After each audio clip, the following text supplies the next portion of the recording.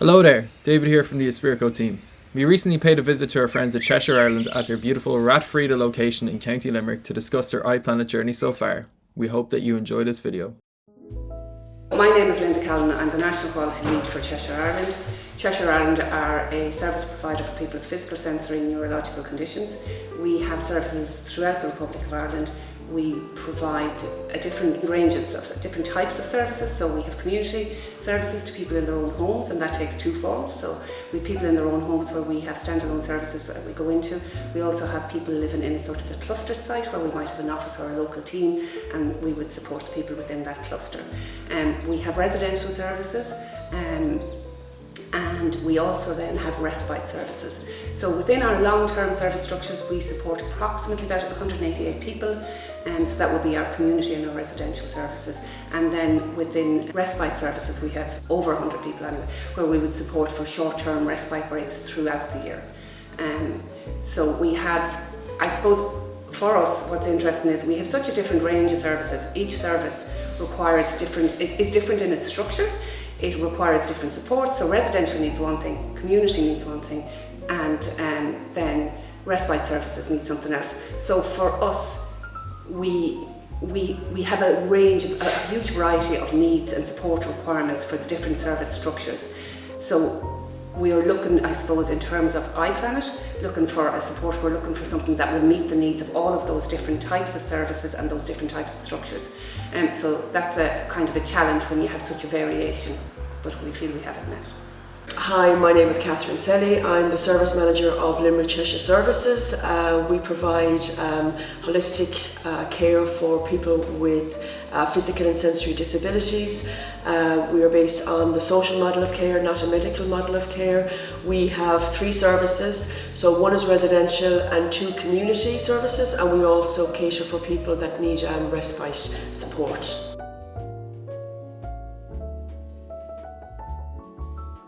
When we went first looking for an IT solution, as I've said, we have such a different range of services. So we wanted something that would meet the needs of all of the different types of services that we support. And one of our challenges at the time was we were paper-based, really. We were, I suppose, electronically based insofar as we used Word and Excel. But that had to be printed and put into a file somewhere, and then the file might not be at the same location as the office. And so there was an awful lot of documentation swirling around. It was difficult to keep information up to date.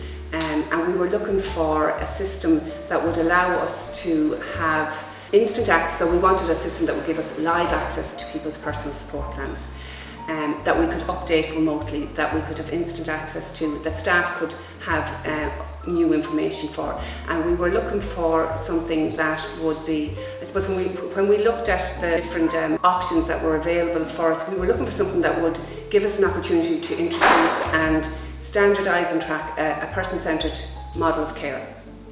And that would allow us to meet our requirements in terms of a holistic needs assessment, that would meet our needs in terms of instant management, that would meet our needs in terms of accessibility and live data, and that would also meet our needs in terms of risk management, identifying risk and linking all of that information together. I suppose what we did was we put out a tender and we invited people to submit for the tender.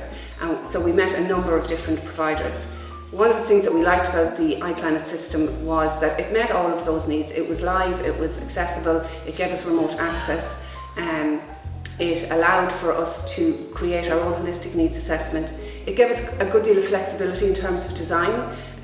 We could build aspects of the system to meet our individual needs, so we could build our holistic needs assessment. We identified for ourselves what our support plan requirements would be, and we built that into the system. We then linked all of that to our risk. So it gave us an opportunity to build a person-centred plan around an individual that still met all of our needs in terms of accessibility and it being live and updated.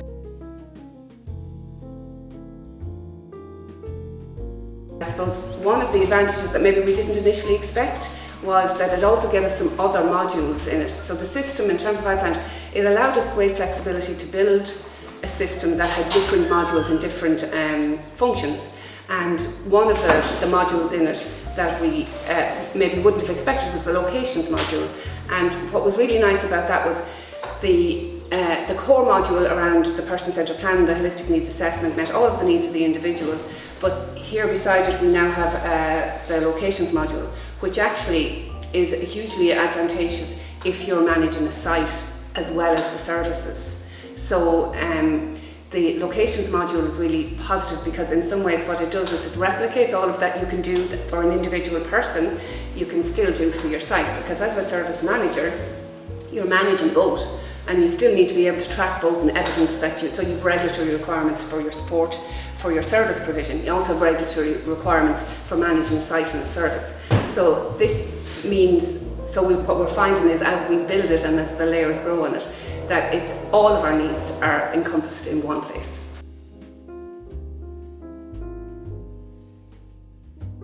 We recently had an unannounced inspection from our regulator, and they were very impressed with the iplanit system. They obviously, on their inspection, they had asked us to review specific care plans, so we were able to assign them to these care plans specifically, so it didn't have obviously GDPR issues in relation to other information that they may not have been needed to be privy to or to view. And after just a quick instruction on how to navigate the system, they found it exceptionally easy to navigate. So that's how simple it is to use once you get into it.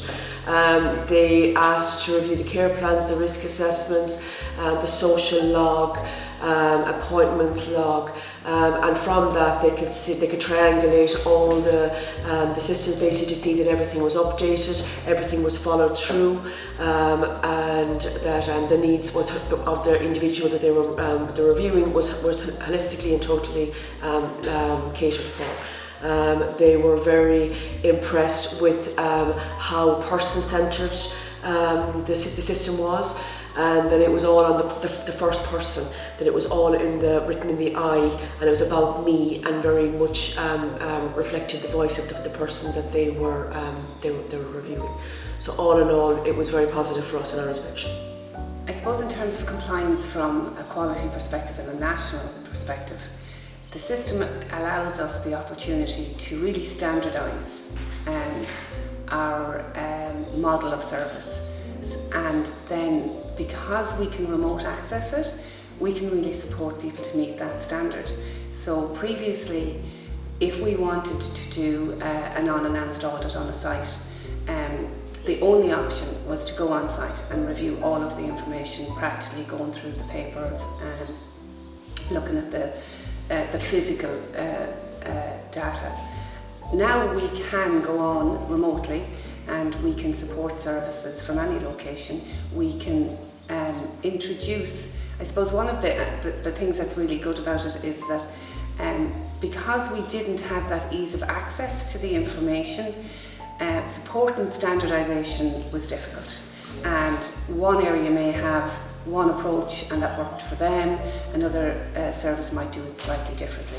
But the system gives us the opportunity to really standardise, and then the advantage of that then is we can begin to benchmark. So you can really start to benchmark your service delivery and to identify where is it that we need to be at, who needs support in achieving that, and so we can do that from a national governance perspective. The system gives us the opportunity to do that, which is really advantageous.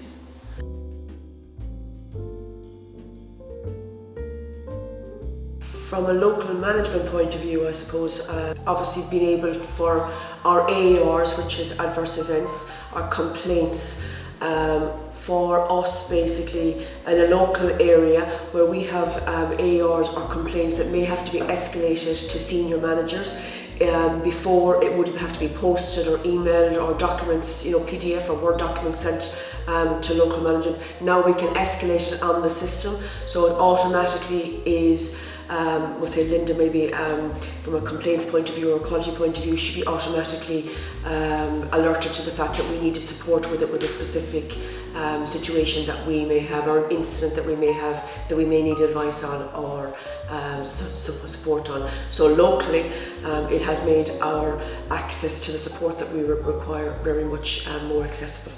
Yeah, the incident management aspect of it is great in fairness, and it's a game changer in terms of having ready accessible access to instant live information.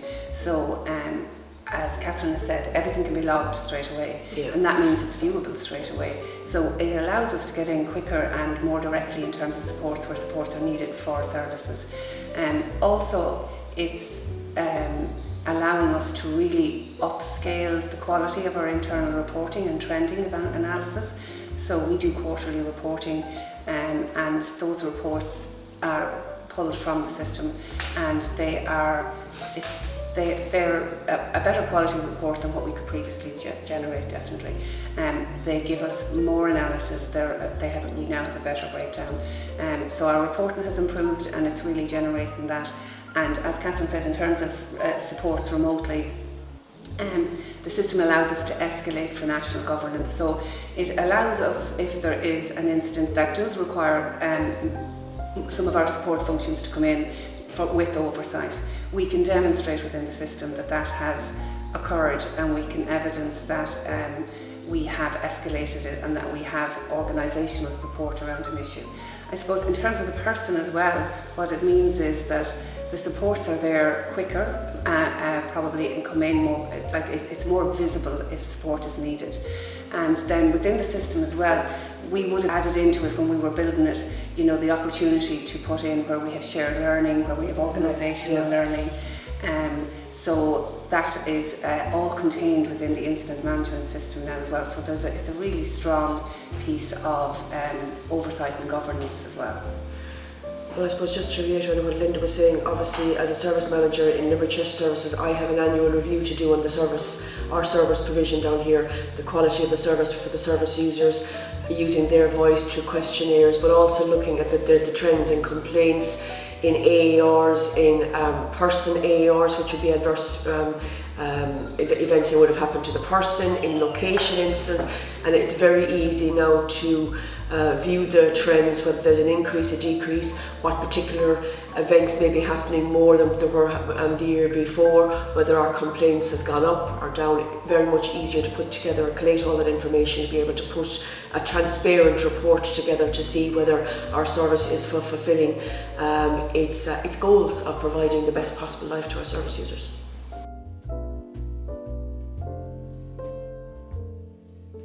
We're using the iplanit system now for the past year and a half. To be fair, the transfer from paper to the iplanit system has been fairly seamless. Obviously, it's a computer system, it's an IT system, and it does create some concerns, some worries for some members of staff, including myself. I'm not as IT literate as I would like to be. Because of my age, I suppose, and I suppose for me I was concerned, but using iPhones, using online banking and that kind of thing, it kind of gave you an opening into, so it hasn't been as difficult as I would have expected it to be. And taking on from that, obviously the start of the launch of the system was using it for AARs and for daily notes. So for all staff, once we got that under our belts, and practiced and used and got to know the system and got familiar with the system, it was very streamlined then to go straight into the care plans, the risk assessments, because by the time we went from the AARs and the daily notes, the staff had about a year of practice on that. And then the support we got from the quality team, the clinical team from Cheshire was fantastic in our rollout for our care plans, our risk assessments was fantastic. And then it was just an automatic of just opening up those systems. So it was very streamlined. And from then, obviously, we have our referral system, which it has made it so much easier to do referrals, because we go and make the original assessments, we upload the the information that we have, and then quality, clinical, regional manager, they can all, safeguarding, they can all see the information immediately, which means there's more transparency, there can be more support, there's more review of the referrals to identify whether we can provide the support that the new person potentially coming into us, whether we can provide that or not, what kind of supports we can get before the person comes in. So it's been very streamlined, very positive.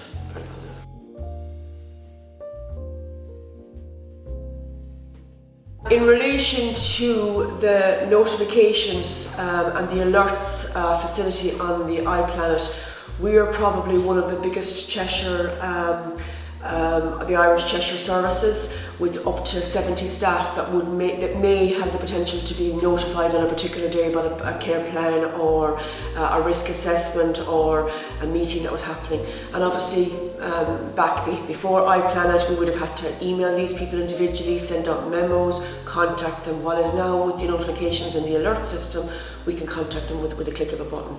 And that's also for if we want to contact people nationally. Again, the click of a button, we can send it out to all the services. And also, we are very impressed with the confidential aspect on the iplanit system. Obviously, not all information needs to be communicated to all different levels of staff, whether it be nurses, care support workers, domestic staff, maintenance staff. So not all information needs to be communicated to all these people. So as a result, there is a confidential aspect on the iplanit system where if it's an AER, you can give access to level 1, level 2, level 3.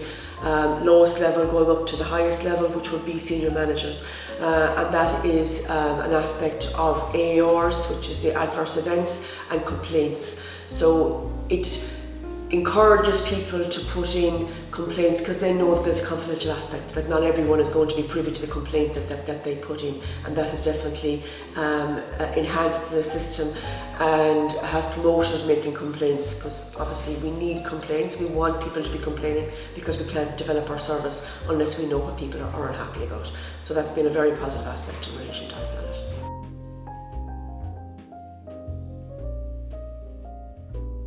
And in terms, I suppose, of goals and for people, the system, previously we would have had different supports in different locations around identifying goals and working for goals.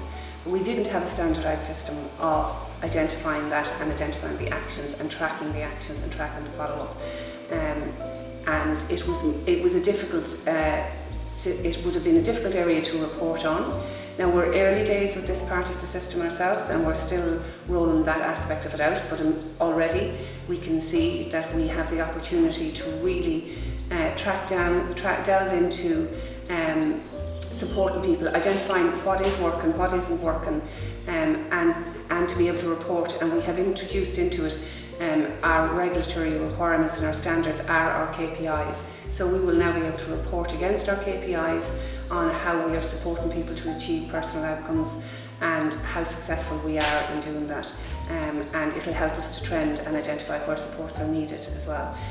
So effectively as well, I suppose, just in relation to that person-centred and personal outcomes aspect of it as well, we loved the idea of the portal, and it is again an area that we're beginning to roll out.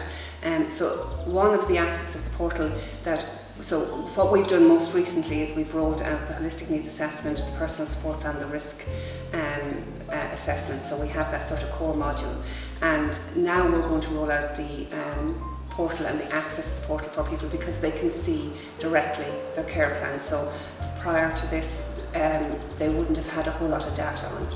So we're now beginning that process. But it means that people can have direct access to their care plans, they can read them, they can come back in. If somebody sees something or says, I don't really like the way that's phrased, they can go and look at it, and they can come back to Catherine and say, I've been on the portal, I saw my support plan, I'd like you to change this aspect of it, or this doesn't reflect me the way that I want it to reflect me.